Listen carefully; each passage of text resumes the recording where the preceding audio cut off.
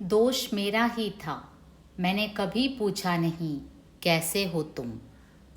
पश्चाताप एवं दुख से भरी एक पिता के उद्गार हैं ये, जो अरुण कमल जी की कविता मुक्ति में एक बेचारा स्कूल मास्टर रिटायर्ड होने के बाद अपने बेटे के प्रति महसूस करता है। सर्विस से रिटायर होने पर उसने सोचा था कि एक प्रकार की मुक्ति उसे मिल जाएगी, जैसे अक्सर सभी सोचा करते हैं। सर्विस में रहकर जब कोई रिटायर होता है तो स्वाभाविक रूप से उम्र के उस मुकाम में पहुंचकर वो एक तरह से लाइफ में सेटल हो जाता है ना। घर गृहस्थी, बेटियों का ब्याह, सब कुछ निभाने के बाद रिटायर्ड लाइफ निश्चिंत होकर जीने के लिए होता है। लेकिन यहाँ ये स्कूल मास्टर रिटायर होने के 4 साल बाद जब एक दिन अपने बेटे को पढ़ाने बैठता है तो उसे एक ऐसा सदमा लगता है, एक ऐसे कड़वे सत्य का एहसास होता है कि वो मुक्ति की आकांक्षा खो बैठता है। मुक्ति यानी रिहाई, फ्री फ्रॉम ऑल वरीज। जाते हैं सीधे कविता की ओर। आज जब पढ़ते पढ़ाते मैंने तुझे मारा मेरे बच्चे, तब क्यों भर गई मेरी आँखें, मन क्यों हो गए मेरे नाखून तक। मेरे बच्चे, आज जब पढ़ते पढ़ाते जब मैंने तुझे मारा, तब क्यों भर आई मेरी आँखें, मन क्यों हो गए मेरे नाखून तक। मन का नाखून तक आ जाना यानी हृदय का इतना विचलित होना कि मानो वो अपनी जगह से हटकर हमारे शरीर के अग्रभाग तक या यूँ कहें नाखून तक पहुँच जाता है, अर्थात काफ़ी दुखी होना। पिता पुत्र को पढ़ाने बैठा, और वो भी कैसा पिता जो खुद एक अध्यापक है। तो स्वाभाविक है कि बेटे के उत्तर न देने पर बौखला गए और मार दिया। अच्छा, आज के ज़माने के बच्चों को शायद ये कोई नई बात लगे, लेकिन हमारे ज़माने में घर में माता पिता या फिर चाचा मामा वगैरह से मार मिलना कोई ख़ास बात नहीं थी। अब देखिए, यहाँ पिता ने मार तो दिया, लेकिन उनका मन मारने के बाद काफ़ी विचलित हो उठा। तुम रोए नहीं, तुम हिले भी नहीं, बैठे रहे चुपचाप पाँव पर पाँव धरे, और मैंने देखे तुम्हारे उघरे हुए लंबे सांवले पाँव। अब देखो मेरे बच्चे, मैंने तुम्हें मारा और तुम रोए नहीं। रोना तो क्या, हिले भी नहीं। तुम रोए नहीं, तुम हिले भी नहीं, बैठे रहे चुपचाप पाँव पर पाँव धरे। देखो, ऐसे में क्या होता है, मारने वाला हार जाता है। जब मार पड़ती है तो अक्सर बच्चे कई तरह के नौटंकी दिखाते हैं। कोई चिल्ला चिल्ला कर रोता है, कोई क्षमा याचना करने लगता है। इस कविता से वास्तव में हमारे जनरेशन के लोग काफ़ी रिलेट कर सकते हैं। उन दिनों पता है, जब घर में किसी बच्चे को मार पड़ती थी तो काफ़ी ड्रामा होता था। माँ परेशान और दुखी होती थी, और जो भाई बहन होते थे ना, उनसे अगर कुछ झगड़ा वगड़ा हो रखा हो तो वे ऊपर से खुश होते थे। मार पिटने पर तो वो ऊपर से खुश होते थे और चिढ़ाने भी लगते थे। यहाँ तक कि पड़ोसियों को भी पता चल जाता था कि यहाँ अमुक अमुक को मार पड़ रही है। आजकल तो ऐसा कोई आर्तनाद बच्चों की सुनाई नहीं देती। इसलिए क्या है, ज़रा सी दिक्कत आई कि खुदकुशी की सोचते हैं आज के बच्चे। कविता यूँ आगे जाती है। तुम रोए नहीं, तुम हिले भी नहीं, बैठे रहे चुपचाप पाँव पर पाँव धरे, और मैंने देखे तुम्हारे उघरे हुए लंबे सांवले पाँव। उस समय मेरी नज़र तुम्हारे उघरे हुए लंबे सांवले पाँव पर पड़ी। जाहिर है कि लड़के ने शॉर्ट्स पहन रखा होगा और पिता का ध्यान उसके लंबे सांवले पाँव पर पड़ी। अब स्वाभाविक रूप से प्रश्न उठेगा कि क्या पिता था उस बेटे का, और क्या अभी तक उसके पाँव को नहीं देखा। ऐसा नहीं है, लेकिन जीवन की व्यस्तताओं की वजह से इतने गौर से उसने न देखा अपने खुद के बेटे के पाँव को। अब जब पढ़ाने बैठा, मार भी दिया और वो रोया भी नहीं, यहाँ तक कि हिला भी नहीं, तब उनकी नज़र उसके उघरे पाँव पर पड़ी। अब जब सोचता हूँ ठंडे मन से, जब जब उतरी है बाढ़, देखता हूँ अपने ही अंदर दुर्गंध और पाक से भरी हुई गलियां, टूटे मकान, ढही भित्तियां, देखता हूँ अपना विनाश। अब देखो, ठंडे मन से जब मैं सोचता हूँ तब मैं अपना ही विनाश देखता हूँ।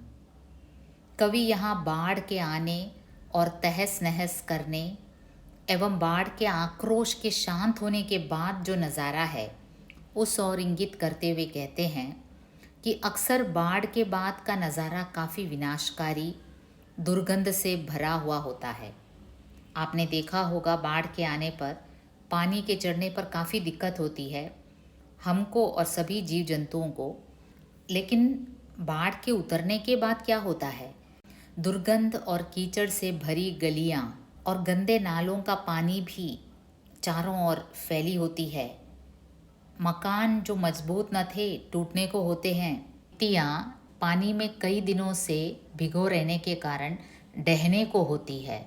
और ये सारा दृश्य बाढ़ के दृश्य से भयानक एवं दुखदायी होता है ना। वैसी ही स्थिति या यूँ कहें मानसिक स्थिति उस मास्टर की थी। बाढ़ के से आक्रोश में पुत्र को मार तो दिया, लेकिन उसके बाद ठंडे मन से जब वो सोचते हैं तो उन्हें अपना विनाश साफ दिखाई देता है। दोष मेरा ही था, मैंने कभी पूछा नहीं कैसे हो तुम, जानता भी नहीं था क्या क्या पढ़ते हो तुम। आज जब अचानक देखा मैंने तुम कुछ भी नहीं जानते, मेरा लड़का कुछ भी नहीं जानता, तब सोचो मैं कितना दुखी था। अब देखो, पिता अपने आप को ही दोषी ठहराता है। उसने कभी पूछा ही नहीं, बेटे कैसे हो तुम, क्या क्या पढ़ते हो तुम, क्या तुम्हें पढ़ाई में कोई दिक्कत महसूस हो रही है। ये तो मैंने कभी पूछा नहीं एक पिता के नाते या फिर एक अध्यापक के नाते। आज जब अचानक देखा मैंने तुम कुछ भी नहीं जानते, मेरा लड़का, देखो उसमें एम्फसाइज किया गया है मेरा लड़का कुछ भी नहीं जानता। ऐसे कैसे हो सकता है, एक मास्टर का बेटा और तुम कुछ भी नहीं जानते। तब सोचो मैं कितना दुखी था। ये एक अध्यापक के लिए एक बहुत बड़ी समस्या है, एक बहुत बड़ा सदमा है जब वो रियलाइज़ करता है कि उसका खुद का बेटा कुछ नहीं जानता। देखिए, ऐसे सिचुएशन में कई अध्यापक मित्र अपने आप को पाते हैं। देखिए, अब ज्ञान एक ऐसी बात है कि एक साथ तो बेटे को अचानक दिया नहीं जा सकता। ये तो धीरे धीरे हर एक क्लास में बच्चे अर्जित करते हैं। तो इस प्रश्न का हल थोड़ा पेचीदा है। देखिए, यहाँ एक पिता है जिसके पास ज्ञान है, ज्ञान बांटना भी जानता है क्योंकि वो पेशे से अध्यापक है, मास्टर है, लेकिन उसे एकदम से उड़ेला तो नहीं जा सकता अपने बेटे के ऊपर, है ना। तो पिता का परेशान होना स्वाभाविक है। दोष मेरा ही था, मैंने कभी पूछा नहीं कैसे हो तुम, जानता भी नहीं था क्या क्या पढ़ते हो तुम। आज जब अचानक देखा मैंने तुम कुछ भी नहीं जानते, मेरा लड़का कुछ भी नहीं जानता, तब सोचो मैं कितना दुखी था। हृदय ने बांटे थे धमनियों में जो रक्त, आज वे ही रक्त घोंटते थे हृदय ने धमनियों में जो रक्त बांटे थे पूरे शरीर में, वो ही रक्त मानो वापस आकर मेरे हृदय को घोंटने लगे हों। यानी प्रेशर इतना बढ़ गया, तनाव इतना बढ़ गया, ये जानकारी कि मेरा लड़का कुछ भी नहीं जानता उस स्कूल मास्टर को इतना दुखी और परेशान कर गया कि तनाव के कारण उसे ऐसा लगने लगा कि हृदय द्वारा बांटे गए जो रक्त थे वापस धमनियों द्वारा आकर उसके हृदय को दबोचने को हो रहे हो। दोष लेकिन मेरा भी क्या था। मैं एक रिटायर्ड स्कूल मास्टर जो सुबह से शाम तक घूमता है यहाँ से वहाँ, इस उसके बेटे बेटियों को ट्यूशन पढ़ाता, बैठता कैसे थोड़ी सी देर खुद अपने बेटे के पास। अब इस मुकाम पर पहुंचकर अध्यापक मुड़कर अपनी ज़िंदगी के बारे में सोचता है। वो एक रिटायर्ड स्कूल मास्टर था जो सुबह से शाम तक इस उसके बेटे बेटियों को ट्यूशन पढ़ाता, सुबह से शाम यहाँ वहाँ घूमता रहता। अब इसमें उसका दोषी होना भी कहाँ तक ठीक है। वो तो ज़िंदगी के चक्र में फंस कर पिस रहा था। सुबह शाम यहाँ से वहाँ इस उसके बेटे बेटियों को ट्यूशन पढ़ाता था। देखिए, ये उस समय की बात है जब स्कूल मास्टर का पे पैकेज बिल्कुल अट्रैक्टिव न था, आजकल के जैसे न था। तो बेचारे स्कूल मास्टर अपने घर गृहस्थी को ठीक से चलाने के चक्कर में होम ट्यूशन की जुगाड़ में रहते थे। सुबह का वक्त तो स्कूल में बीतता, फिर शाम को भी दूसरों के बच्चों को ट्यूशन पढ़ाने में व्यस्त रहते। उस जमाने में इंटरनेट की सुविधा तो न थी और न ही यूट्यूब ही था कि घर बैठे ही बच्चे कुछ सीख सकें, इसलिए होम ट्यूशन्स काफ़ी चलता था। यहाँ तक कि संगीत, नृत्य वगैरह के सिखाने के लिए भी जो आचार्य हैं घर घर में जाया करते थे। दोष लेकिन मेरा भी क्या था। मैं एक रिटायर्ड स्कूल मास्टर जो सुबह से शाम तक घूमता है यहाँ से वहाँ, इस उसके बेटे बेटियों को ट्यूशन पढ़ाता, बैठता कैसे थोड़ी सी देर खुद खुद अपने बेटे के पास। जब घर से निकलता तुम सोए होते, जब लौटता तुम सोए होते। 4 साल हो गए, 4 साल हो गए अवकाश मिले। अब देखिए, वो याद करते हैं कि जब मैं घर से निकलता तो तुम सोए होते, तुम छोटे बच्चे हो, तुम सोए होते। जब लौटता तब भी तुम सोए होते। अब 4 साल हो गए अवकाश मिले। अब देखो बेचारे स्कूल मास्टर, बेटे को पढ़ते पढ़ाते उनका हाथ उस पर उठ गया। लड़का रोया भी नहीं, यहाँ तक कि हिला भी नहीं, और पिता का हृदय नाखून तक आ गया। और शांत मन से जब वो सोचने लगे अपने जीवन के बारे में, तो बाढ़ के उतरने के बाद का जो दृश्य होता है ना, उससे भी वीभत्स लगा उन्हें। ये दुख उन्हें भीतर तक हिला गया कि जो व्यक्ति दूसरों के बच्चों को जिंदगी भर पढ़ाता रहा, उसका खुद का बच्चा कुछ नहीं जानता। फिर वो खुद को जस्टिफाई करते हैं कि वो खुद इतना व्यस्त था ज़िंदगी में कि बेटे से न पूछ सका, कैसे हो तुम, क्या क्या पढ़ते हो तुम। अब वो रिटायर हो गए, करीब 4 साल हो गए, लेकिन अब भी वो दृश्य उन्हें पुलकित करता है जब भरे हुए कमरे में बच्चे उनकी बातों को काफ़ी ध्यान से सुनते थे। कवि अरुण कमल जी ने उस दृश्य को यों उपमित किया है। कितना अच्छा था देखना एक भरा हुआ कमरा, सूर्यमुखी फूलों सी सैकड़ों आंखें घूमती मेरे साथ, मैं खिच्चा उंगलियों में खल्लियाँ पकड़ाता। अब देखिए, कितना अच्छा था देखना एक भरा हुआ कमरा। और जैसे सूरजमुखी का फूल सूर्य को निहारता है ना, सूर्य की दिशा की ओर खुद मुड़ जाता है, वैसे ही बच्चे भी अध्यापक को सूर्य के समान मानते थे। आपने भी देखा होगा, जब कोई अध्यापक पढ़ते पढ़ाते क्लासरूम में पीछे की ओर आते हैं तो बच्चे भी सब पीछे की ओर मुड़ जाते हैं। वाकई वो दृश्य सूर्यमुखी फूलों के मुड़ने जैसा लुभावना दृश्य है। अब अध्यापक सोचता है कि कितना अच्छा था देखना एक भरा हुआ कमरा, सूर्यमुखी फूलों सी सैकड़ों आंखें घूमती मेरे साथ। इतना अच्छा था देखना एक भरा हुआ कमरा, एक कमरा जिसमें काफ़ी छात्र छात्राएं बैठी हों और सूर्यमुखी फूलों सी सैकड़ों आंखें घूमती हों मेरे साथ। और वैसे भी अध्यापक सूर्य की तरह सोर्स ऑफ एनर्जी तो होता ही है, ज्ञान का स्रोत होता है। और उस समय मैं खिच्चा उंगलियों में खल्लियाँ पकड़ाता।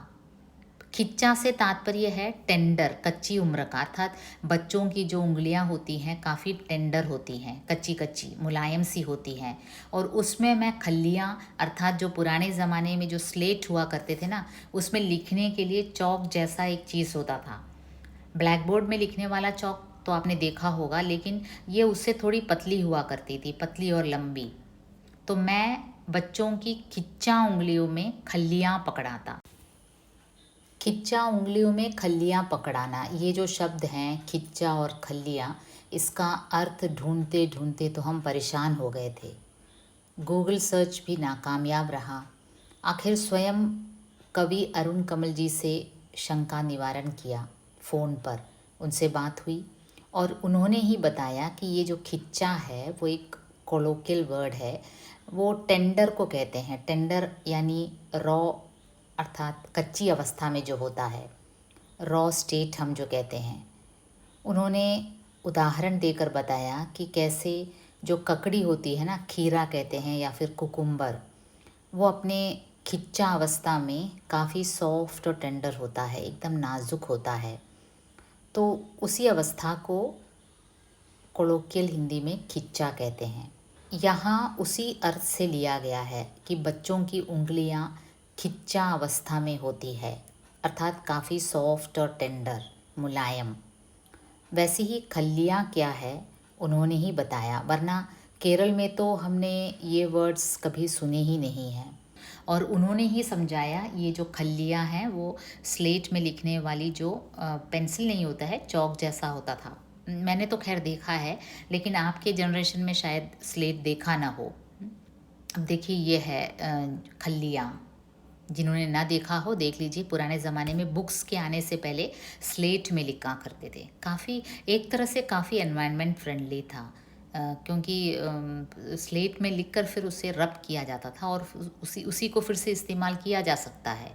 तो ये अच्छी बात थी, स्लेट वगैरह। और आज मैं सेवा मुक्त हूँ, रिटायर्ड हो गया हूँ, एक तरह से आज़ाद हूँ, एक तरह से मुक्त हो गया हूँ। सर्विस से रिटायर होने पर एक तरह की जो मुक्ति का एहसास होना चाहिए व्यक्ति को, वो मैं वास्तव में नहीं कर पा रहा हूँ। क्यों? क्या किया मैंने इस जीवन में? सयानी लड़कियाँ, बच्चे, कच्ची गृहस्थी, अभी भी जिंदगी ढूंढती है धुरी, अभी भी जिंदगी ढूंढती है मुक्ति। देखिए ये रिटायर्ड मास्टर, उसे अब इस बात का एहसास होता है कि आखिर उसने अपने जीवन में किया क्या है, उसने क्या पाया है। अभी भी उसके घर में सयानी लड़कियां हैं जिसका ब्याह अभी होना है, बच्चे हैं, छोटे छोटे बच्चे हैं। देखो इस जैसा बच्चा भी है जो कुछ नहीं जानता है। गृहस्थी अभी एकदम कच्ची है, अभी भी जिंदगी ढूंढती है धुरी, धुरी ढूंढ रही है, कहीं तो एक सहारा ढूंढ रही है, एक मंजिल ढूंढ रही है। देखिए इसका मतलब ये हुआ कि अभी तक मैं सेटल नहीं हुआ हूँ। होता है ना, आप सर्विस में हो, आपने मकान बनवा लिया हो, बेटियों का ब्याह करवा दिया हो, बेटे नौकरी पर लग गए हों, तो आपको लगे कि चलो हम सेटल हो गए, रिटायर हो गए, अब आराम से बाकी जीवन बिताएंगे। सर्विस में थे तो काफ़ी भाग दौड़ कर ली, अब बस आराम करेंगे। लेकिन नहीं, यहाँ तो क्या है, यहाँ सयानी लड़कियाँ हैं, बच्चे हैं, कच्ची गृहस्थी है। अभी भी जिंदगी ढूंढती है धुरी, अभी भी जिंदगी ढूंढती है मुक्ति। कहाँ अवकाश कहाँ समाप्ति, अभी ही तो शुरू हुई जिंदगी, अभी ही तो चरखे में डाली है पूनी। देखो कैसे काव्यात्मक रूप से कवि कल्पना है। कहाँ अवकाश कहाँ समाप्ति, अरे इस जिंदगी के भाग दौड़ में से मुझे कभी मुक्ति नहीं मिलेगी, क्योंकि अभी ही तो शुरू हुई है ज़िंदगी। देखो ज़िंदगी तो अभी शुरू ही हुई है, घर में सयानी लड़कियां हैं, ऊपर से इस लड़के को जो मेरा पुत्र है, जो कुछ नहीं जानता, उसे मुझे बहुत कुछ सिखाना है। तो अभी तो ज़िंदगी शुरू हुई है, अभी ही तो चरखे में डाली है पूनी।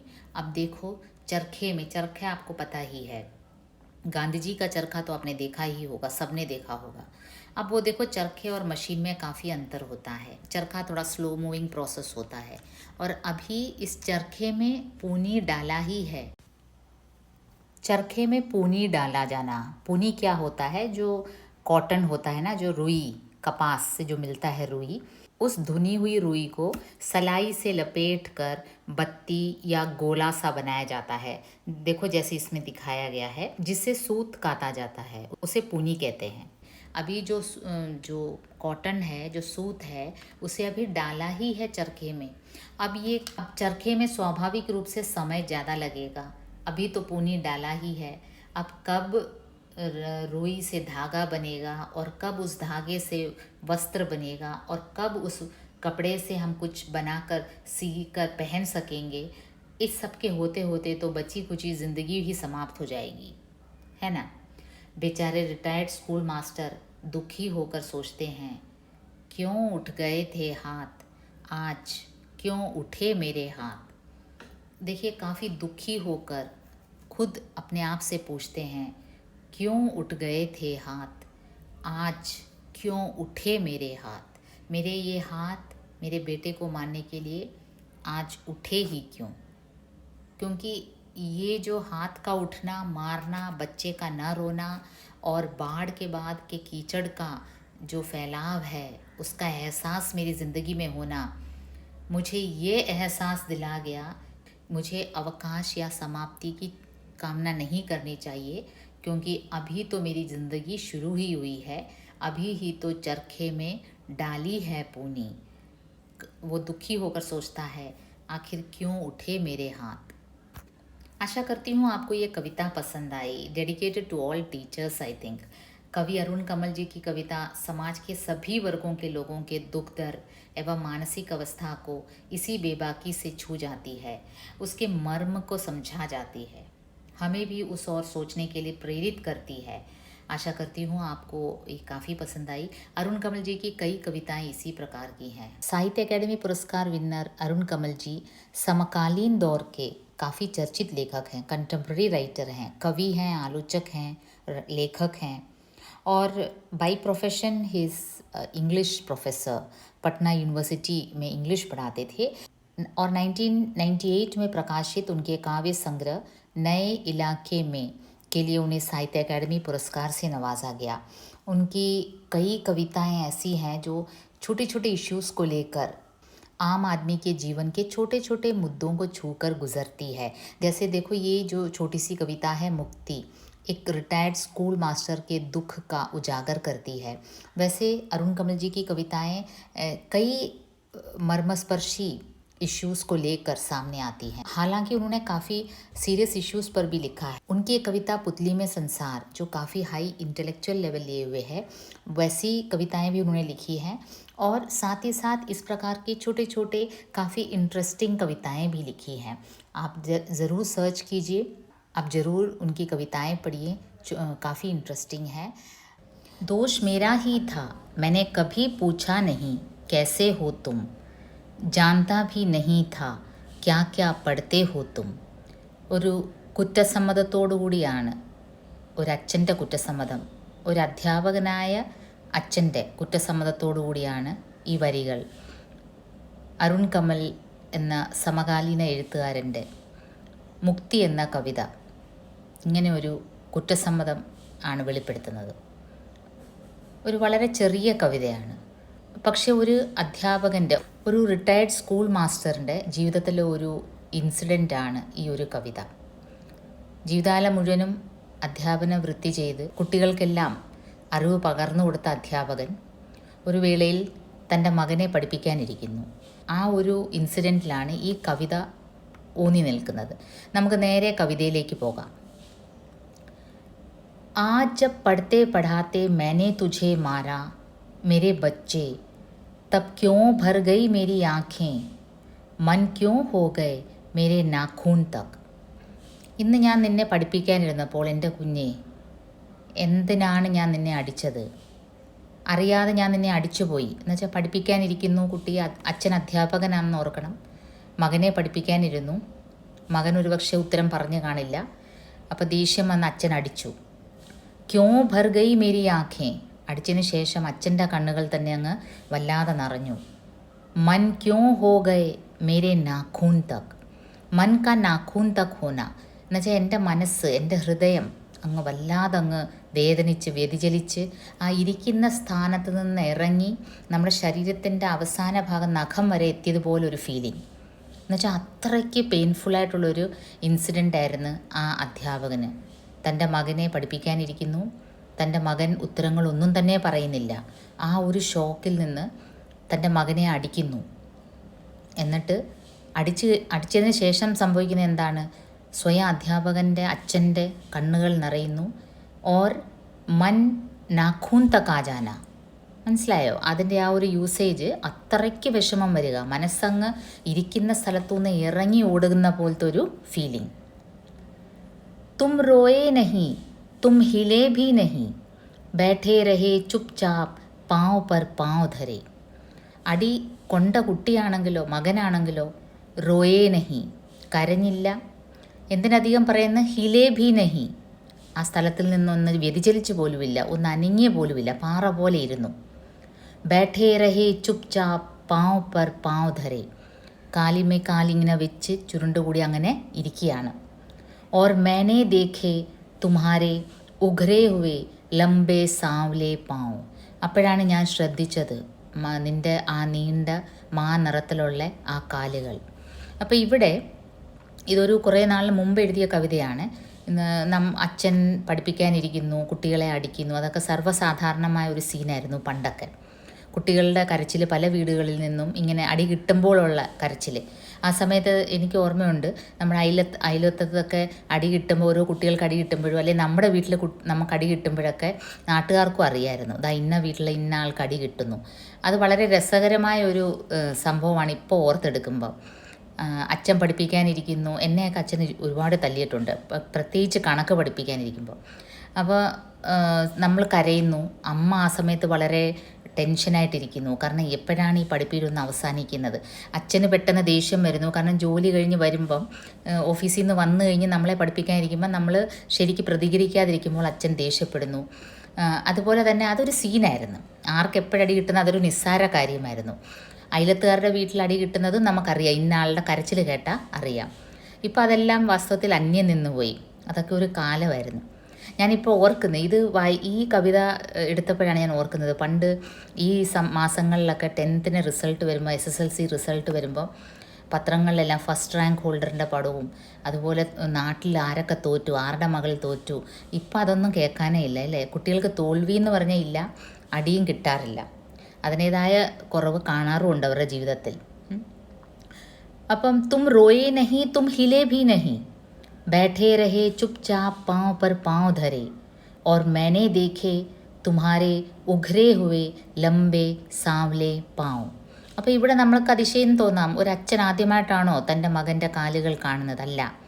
ഈ അച്ഛൻ ഒരു സ്കൂൾ മാസ്റ്ററാണ്, വളരെയധികം അലഞ്ഞു തിരിഞ്ഞ് ജീവിതത്തിൻ്റെ ഒരു ഭാരമേറി എങ്ങനെയെങ്കിലും ഒരു കുടുംബം പോറ്റാനുള്ള ഒരു ബുദ്ധിമുട്ട്. കാരണം അന്ന് സ്കൂൾ ടീച്ചേഴ്സിന് വളരെ തുച്ഛമായ ശമ്പളമായിരുന്നു. എന്തിനധികം പറയുന്ന കോളേജ് ടീച്ചേഴ്സിനും വളരെ തുച്ഛമായ ശമ്പളമായിരുന്നു. ഇപ്പോഴാണ് പേ പാക്കേജൊക്കെ ഇത്രയും അട്രാക്റ്റീവായത്. അപ്പോൾ അന്ന് ആ ഒരു സ്കൂൾ അധ്യാപകൻ ജീവിതത്തിൻ്റെ ആ ഒരു കഷ്ടപ്പാടിൽ കൂടെ കടന്നു പോകുമ്പോൾ തൻ്റെ മകനെ പോലും ശരിക്ക് നോക്കാനോ ശ്രദ്ധിക്കാനോ അദ്ദേഹത്തിന് കഴിഞ്ഞില്ല. आज जब पढ़ते पढ़ाते मैंने तुझे मारा मेरे बच्चे, तब क्यों भर गई मेरी आँखें, मन क्यों हो गए मेरे नाखून तक. तुम रोए नहीं तुम हिले भी नहीं, बैठे रहे चुपचाप पाँव पर पाँव धरे, और मैंने देखे तुम्हारे उघरे हुए ലംബേ സാവ്ലേ പാവ്. ഇവിടെ അടി കൊണ്ടത് കുട്ടിയാണ്, പക്ഷേ കരഞ്ഞതും കണ്ണ് നിറഞ്ഞതും അച്ഛൻ്റേതാണ്.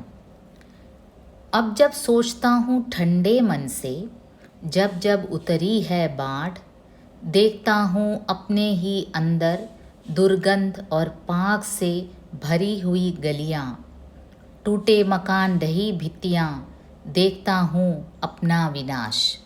ഇന്ന് ഞാൻ തണുത്ത മനസ്സോടെ ശാന്തമായിട്ട് ഞാൻ ആലോചിക്കുമ്പോൾ, അന്നത്തെ ആ ഒരു സംഭവം, നിന്നെ അടിച്ച സംഭവം ആലോചിക്കുമ്പോൾ എൻ്റെ മനസ്സിൽ ഒരു വെള്ളപ്പൊക്കത്തിന് ശേഷം നമ്മൾ കാണുന്ന കാഴ്ചയുണ്ടല്ലോ, ആ ഒരു കാഴ്ചയാണ് എൻ്റെ വിനാശമാണ് ഞാൻ കാണുന്നത്. ശാന്തമായ മനസ്സിൽ ഞാനിരുന്ന് ആലോചിക്കുമ്പോൾ അന്ന് മനസ്സിൻ്റെ ഒരു ആവേശം കാരണം വെള്ളപ്പൊക്കത്തിൻ്റെ ഒരു ആവേശം പോലെ ഞാൻ നിന്നെ അടിക്കുകയുണ്ടായി കുഞ്ഞേ. പക്ഷേ ഇന്ന് ഞാൻ ശാന്തമായിട്ട് ആലോചിക്കുമ്പോൾ വെള്ളപ്പൊക്കം ഇറങ്ങിയ ശേഷമുള്ള കാഴ്ച വെള്ളപ്പൊക്കത്തിനേക്കാളും അതിഭീകരമായ വേദനിപ്പിക്കുന്ന കാഴ്ചയാണ്. നമ്മൾ ഈയിടെ കണ്ടതാണ് കേരളം. പൊട്ടിപ്പൊളിഞ്ഞ വീടുകൾ, ആകെ ചെളിയും പാമ്പും അഴുക്കും, പിന്നെ ആ വീടുകൾ വൃത്തിയാക്കാൻ തന്നെ വളരെ ബുദ്ധിമുട്ടി, വല്ലാത്തൊരു ചെളിയാണ് അത് പിടിച്ച് നമ്മൾ കണ്ടതാണ്. ആ ഒരു കാഴ്ചയാണ് ശരിക്കും വെള്ളം പൊങ്ങി നിൽക്കുന്ന കാഴ്ചയെക്കാളും ഭീകരമായിട്ട് വിനാശകരമായ ഒരു കാഴ്ച. ടൂട്ടേ മക്കാൻ, പൊട്ടിപ്പൊളിഞ്ഞു പോകുന്ന വീടുകൾ, ഡഹി ഭിത്തിയ, ഈ വോൾസൊക്കെ, വീടിൻ്റെ വോൾസൊക്കെ വെള്ളത്തിൽ ഇങ്ങനെ കുറേ ദിവസം കുതിർന്ന് കിടന്ന് ഏത് നിമിഷവും നമ്മുടെ മുകളിൽ വീഴാമെന്നുള്ള രീതിയിലുള്ള, അവിടെ സേഫല്ല മനുഷ്യർ താമസിക്കാൻ. ആ ഒരു കാഴ്ചയാണ് കൂടുതലും ഡേഞ്ചറസ് ആയിട്ട് തോന്നിയത്. ഞാൻ ശാന്തമായിട്ടിരുന്ന് ആലോചിച്ചപ്പം സത്യം പറഞ്ഞാൽ എനിക്ക് ആ സമയത്താണ് എൻ്റെ വിനാശം, എൻ്റെ ഒരു ട്രാജഡി എനിക്ക് കാണാൻ കഴിഞ്ഞത്. दोष मेरा ही था, मैंने कभी पूछा नहीं कैसे हो तुम, जानता भी नहीं था क्या क्या पढ़ते हो तुम. എൻ്റെ കുറ്റം തന്നെ കുഞ്ഞെ. നിന്നെ കുറ്റം പറഞ്ഞിട്ടോ നിന്നെ അടിച്ചിട്ടോ ശകാരിച്ചിട്ടോ ഒരു കാര്യവുമില്ല. കാരണം ദോഷ് മേരാ ഹി ഥാ, എൻ്റെ കുറ്റം തന്നെ, ഞാൻ സമ്മതിക്കുന്നു. മെനെ കഭി പൂച്ചാ നഹി കേസേ ഹോ തും, ഞാൻ എൻ്റെ കുഞ്ഞിനെ അടുത്തിരുത്തി തലോടി എൻ്റെ മകനോട് ഞാൻ ചോദിച്ചില്ല നീ എങ്ങനെയുണ്ട്, നിനക്ക് പഠിത്തത്തിൽ എന്തെങ്കിലും ബുദ്ധിമുട്ടുണ്ടോ. പ്രത്യേകിച്ച് ഞാൻ ഒരു പ്രൊഫഷണലി ഒരു അധ്യാപകനാണ്. അപ്പോൾ എനിക്ക് കാര്യങ്ങൾ പറഞ്ഞു തരാൻ അറിയാമായിരുന്നു. എന്നിട്ടുകൂടി ഞാൻ എൻ്റെ സ്വന്തം പുത്രനോട് ചോദിച്ചില്ല, മോനെ നിനക്ക് വല്ലതും അറിയാമോ, നിനക്ക് എൻ്റെ സഹായം വേണോ എന്ന് ഞാൻ ചോദിച്ചില്ല. ജാൻതാ ഭി നഹി ഥാ ക്യാ ക്യാ പഠിത്തേ ഹോ തും, നീ ഓരോ ക്ലാസ്സിൽ വരുമ്പോഴും നീ എന്ത് പഠിക്കുന്നു എന്നൊന്നും എനിക്ക് അറിഞ്ഞുകൂടായിരുന്നു. ആജ് ആജ് ജബ് അചാനക് ദേഖാ मैंने तुम कुछ भी नहीं जानते, मेरा लड़का कुछ भी नहीं जानता. ഇന്ന് ഞാൻ പെട്ടെന്ന് റിയലൈസ് ചെയ്തു, നിനക്കൊന്നുമേ അറിയില്ലല്ലോ. എൻ്റെ മകൻ, അതാണ് അവിടെ ആ ഊന്നൽ നൽകുന്നത്. എൻ്റെ മകൻ, ഒരു അധ്യാപകൻ്റെ മകൻ, ഒരു മാസ്റ്ററിൻ്റെ മകൻ ഒന്നും അറിഞ്ഞുകൂടാ. എനിക്കത് സഹിക്കാൻ പറ്റാത്ത ഒരു ഷോക്കായിപ്പോയി. കാരണം നമുക്കറിയാം ടീച്ചേഴ്സിൻ്റെ മക്കൾ, അധ്യാപകരുടെ മക്കൾ, സമൂഹവും തന്നെ പൊതുവേ കാണുന്നത് അവർക്ക് മറ്റു കുട്ടികളെക്കാളും കുറച്ചുകൂടെയൊക്കെ അറിവും ബിഹേവിയറിലും എക്സ്പെക്റ്റ് ചെയ്യും ഇല്ലേ നാട്ടുകാർ. ഒരു സാറിൻ്റെ മോനാട്ടോ, ഒരു മാഷിൻ്റെ മോനാണ്. അപ്പം നമ്മൾ സമൂഹത്തിലും കുറച്ച് നമുക്ക് നിലയും വിലയുണ്ട് അധ്യാപകരുടെ കുഞ്ഞുങ്ങൾക്ക്. അത് പണ്ട് കാലത്ത് ഒരുപാടുണ്ടായിരുന്നു ഒരു മാഷിൻ്റെ മകന്. അപ്പം നാച്ചുറലി ജനങ്ങൾ വിചാരിക്കുന്നത് അതേപോലെ മാഷിനെ പോലെ തന്നെ ഉള്ള അറിവ് കുട്ടിക്കും കാണും. പക്ഷേ മേരാ ദോഷ് ഥാ, കുഞ്ഞെ എൻ്റെ കുറ്റം തന്നെ ആയിരുന്നു. मैंने കഭി പൂച്ചാ നഹി कैसे हो तुम, ഒരിക്കൽ പോലും ചോദിച്ചില്ല നീ എങ്ങനെയാണ്, നിനക്ക് വല്ലതും അറിയാമോ. आज जब अचानक देखा मैंने तुम कुछ भी नहीं जानते, मेरा लड़का कुछ भी नहीं जानता, तब सोचो मैं कितना दुखी था. അപ്പോൾ ഒന്ന് ആലോചിച്ച് നോക്കി എൻ്റെ ഒരു ഷോക്ക്, എൻ്റെ ഒരു അവസ്ഥ. ഇതിലിപ്പം നമ്മൾ കാണേണ്ടത് ഈ അധ്യാപകൻ്റെ കയ്യിൽ ഇഷ്ടംപോലെ അറിവുണ്ട്, അറിവ് പറഞ്ഞു കൊടുക്കാനുള്ള ടെക്നിക്കും അറിയാം, കാരണം ഒരു പ്രൊഫഷണലി ഒരു അധ്യാപകനാണ്. പക്ഷേ ഇതെല്ലാം കാലാകാലങ്ങളിൽ കുട്ടി ചെറിയ ക്ലാസ്സിലേ നേടിയെടുക്കുന്ന ചില കാര്യങ്ങളുണ്ട്.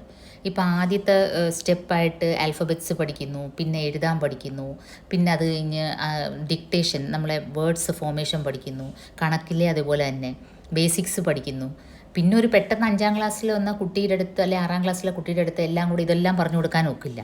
അതിനൊരു ലിമിറ്റേഷനുണ്ട്. ബേസിൽ നന്നായില്ലെങ്കിൽ ഒരിക്കലും ഒരു കുട്ടി വലിയ ക്ലാസ്സിൽ നമുക്കൊരു കുട്ടിയെയും നമുക്ക് നന്നാക്കാൻ ഒക്കില്ല. നമ്മൾ പഠിക്കുന്ന ഭൂരിഭാഗം കാര്യങ്ങളും ആദ്യത്തെ ഒരു 10 വയസ്സിൽ തന്നെ നമ്മൾ ബേസിക് പഠിച്ചു കഴിയും. പിന്നീട് അതിൻ്റെ ഒരു ഡെവലപ്മെൻറ്റേ ഉള്ളൂ. അപ്പോൾ ഇവിടെ ഈ അച്ഛൻ്റെ അവസ്ഥ എന്താണ്?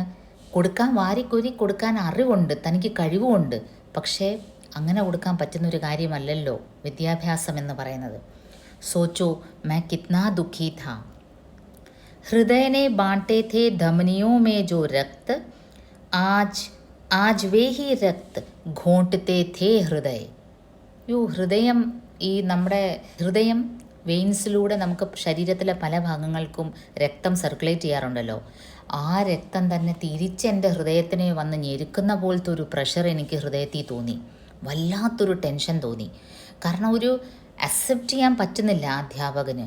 ഈശ്വര, എൻ്റെ കുഞ്ഞിനൊന്നും അറിയില്ല, ഇനി ഞാൻ എങ്ങനെ തുടങ്ങും, ഇവനെ എങ്ങനെ ഞാൻ ഇത് പഠിപ്പിച്ചെടുക്കും. അത് കുട്ടി അടി കിട്ടിയിട്ട് കരയുന്നുമില്ല, അനങ്ങുന്നുമില്ല. അപ്പോൾ ഒരു വല്ലാത്ത സിറ്റുവേഷനിലായ ഒരു അച്ഛൻ, ഒരു അധ്യാപകൻ. सोचो मैं कितना दुखी था, हृदय ने बांटे थे धमनियों में जो रक्त, आज वे ही रक्त घोंटते थे हृदय. ഇന്ന് അതേ രക്തം തിരിച്ചു വന്ന് എൻ്റെ ഹൃദയത്തിനെ ഞെരിച്ച് അമക്കി കൊല്ലാൻ നോക്കുന്ന പോലെ എനിക്കൊരു ഫീലിംഗ് തോന്നുന്നു. അത്രയ്ക്കൊരു ടെൻഷനും പ്രഷറും തോന്നുന്നു മനസ്സിന്.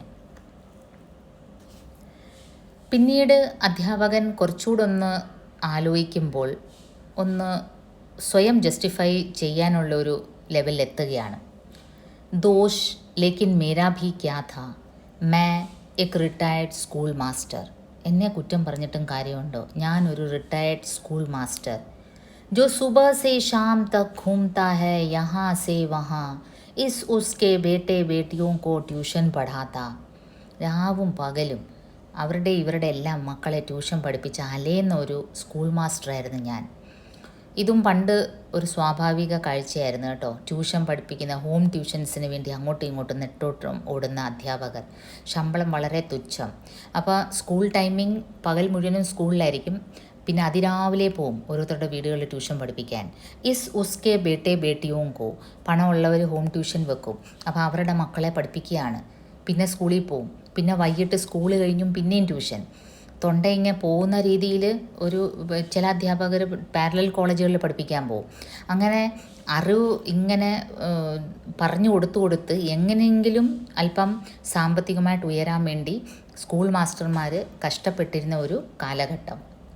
दोष लेकिन मेरा भी क्या था, मैं एक रिटायर्ड स्कूल मास्टर जो सुबह से शाम तक घूमता है यहाँ से वहाँ, इस उसके बेटे बेटियों को ट्यूशन पढ़ाता.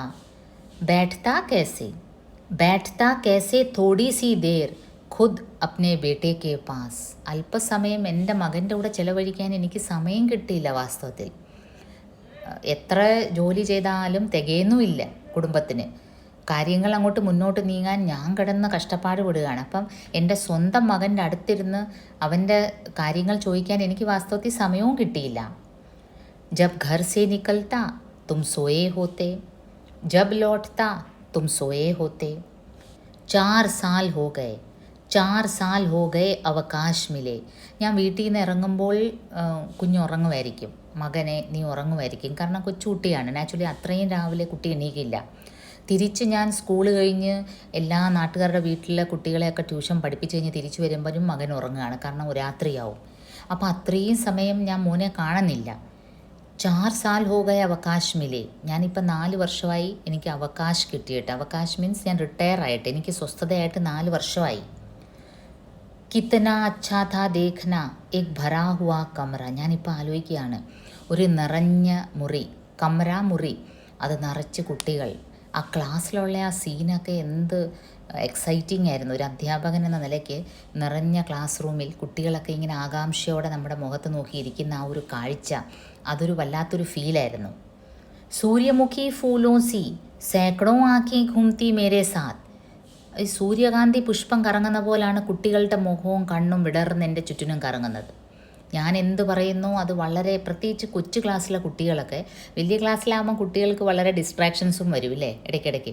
പക്ഷേ കൊച്ചു കുട്ടികളാണെങ്കിൽ ഇങ്ങനെ അധ്യാപകരുടെ മുഖത്ത് തന്നെ നോക്കി വളരെ ആകാംക്ഷയോടെ അധ്യാപകൻ പഠിപ്പിക്കുന്നതിൻ്റെ ഇടയ്ക്ക് അല്പം പൊസിഷൻ മാറി നടക്കുവോ പുറകോട്ട് പോവോ ഒക്കെ ചെയ്യുകയാണെങ്കിൽ ആ കുട്ടികളും അതേപോലെ സൂര്യകാന്തി പുഷ്പം തിരിയുന്ന പോലെ തിരിയും. സൂര്യകാന്തി പുഷ്പം സൂര്യനെ നോക്കി തിരിയുന്നത് പോലെ അധ്യാപകനാകുന്ന സൂര്യൻ പകർന്നു നൽകുന്ന സ്രോതസ്സ് അറിവ്, അതിലേക്ക് നോക്കി ഈ കുഞ്ഞുങ്ങളും ഇങ്ങനെ തിരിയും. ആ ഒരു കാഴ്ച എന്ത് മനോഹരമായ കാഴ്ചയായിരുന്നു. ഒരു മുറി നിറച്ച് കുട്ടികൾ, ആ കുട്ടികൾ സൂര്യകാന്തി പുഷ്പം പോലെ എന്നെ തന്നെ പിന്തുടർന്ന് ഇങ്ങനെ നോക്കിയിരിക്കുന്ന ആ ഒരു കാഴ്ച. ആ സമയത്ത് ഞാൻ എന്താ ചെയ്യുക? May ഖിച്ച ഉംഗളിയോ may ഖല്ലിയാ പക്കടാത്ത. ഞാൻ അവരുടെ ആ ഇളം കൈകളിൽ, ഇളം വിരലുകളിൽ, ഉംഗളിയാ വിരൽ, ഖിച്ച ഉംഗളിയ എന്ന് വെച്ചാൽ വളരെ സോഫ്റ്റ്, ഇളം. കാരണം കൊച്ചുകുട്ടിയാണ്, പക്വത, കൊച്ചുകുട്ടിയാണ്, അതിനൊരു മാർദ്ദവമുണ്ട്.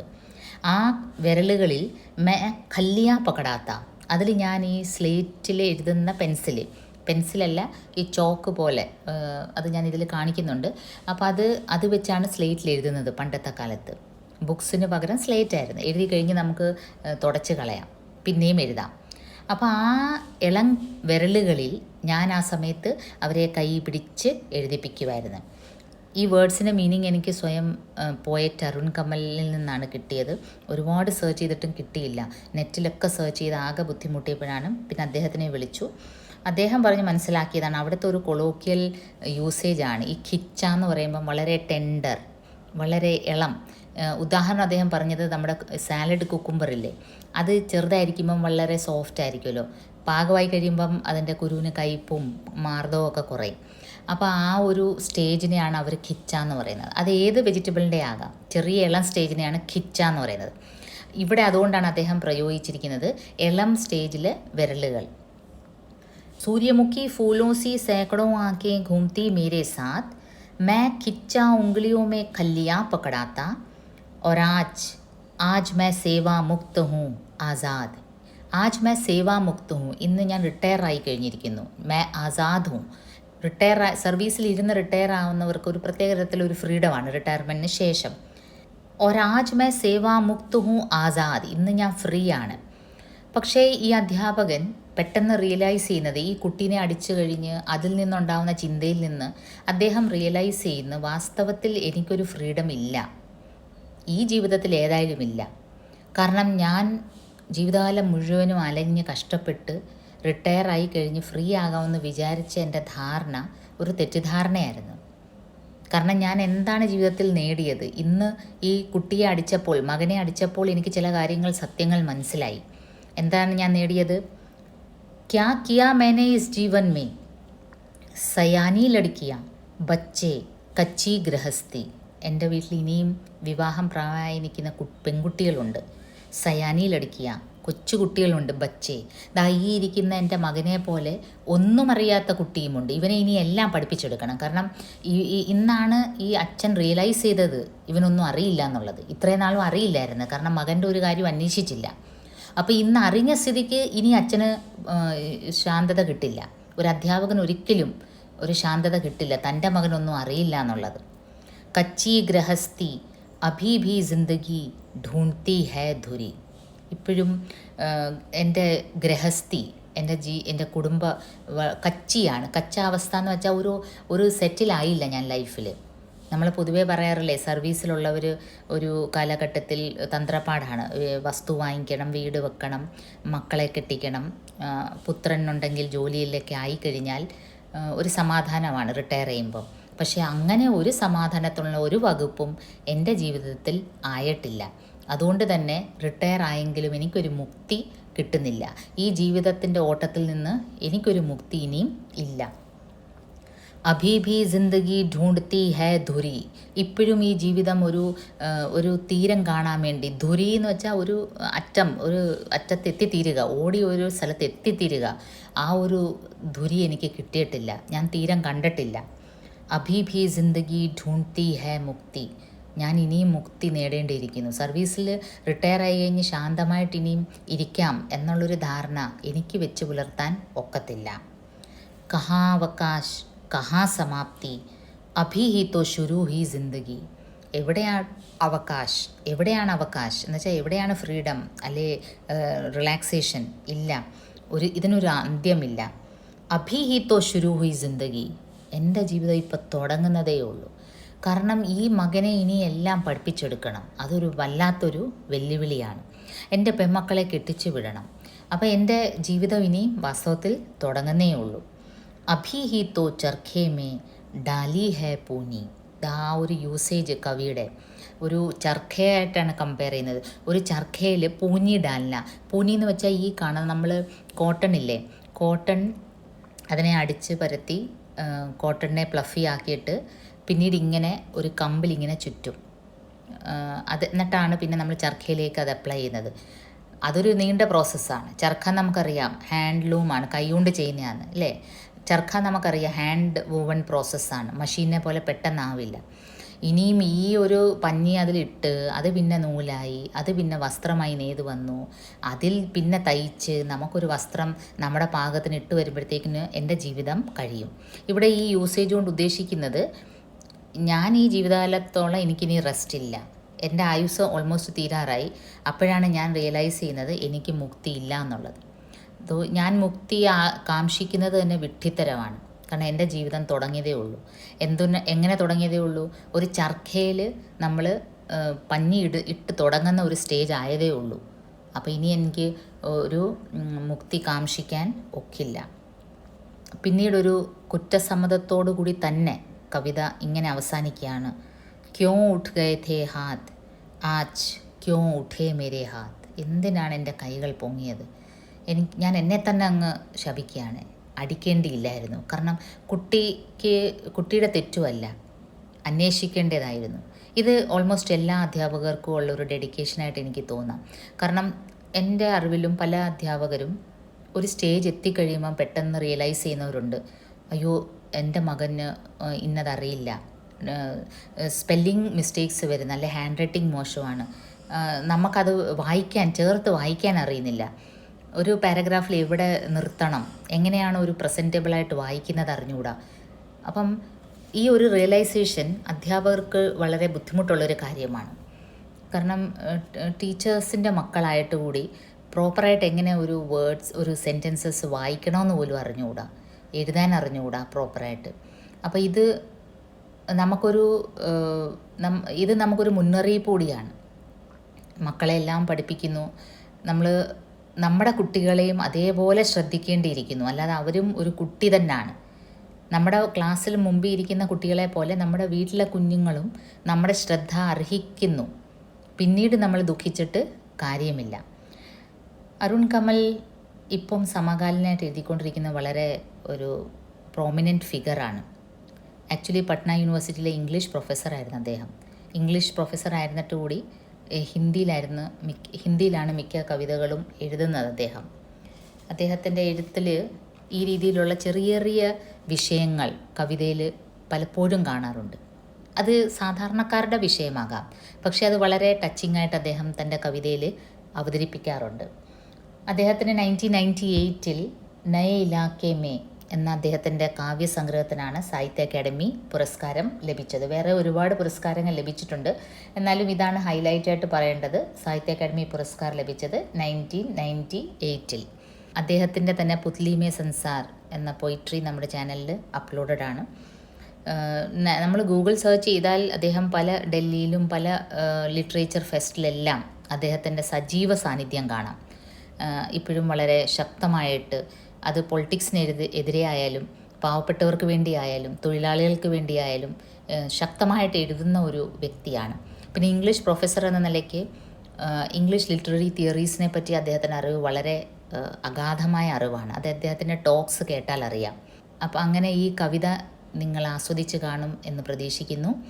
മുക്തി എന്ന കവിത മനസ്സിൽ തട്ടുന്ന ഒരു കവിതയാണ്. അതുകൊണ്ട് ഇതിൽ നിങ്ങൾക്ക് ഇനിയും പ്രത്യേകിച്ച് എക്സ്പ്ലനേഷൻ്റെ കാര്യമൊന്നുമില്ല. ഇനി അടുത്ത അപ്ലോഡിങ്ങിൽ അടുത്തൊരു വിഷയമായിട്ട് വരുന്നവരെ നന്ദി, നമസ്കാരം.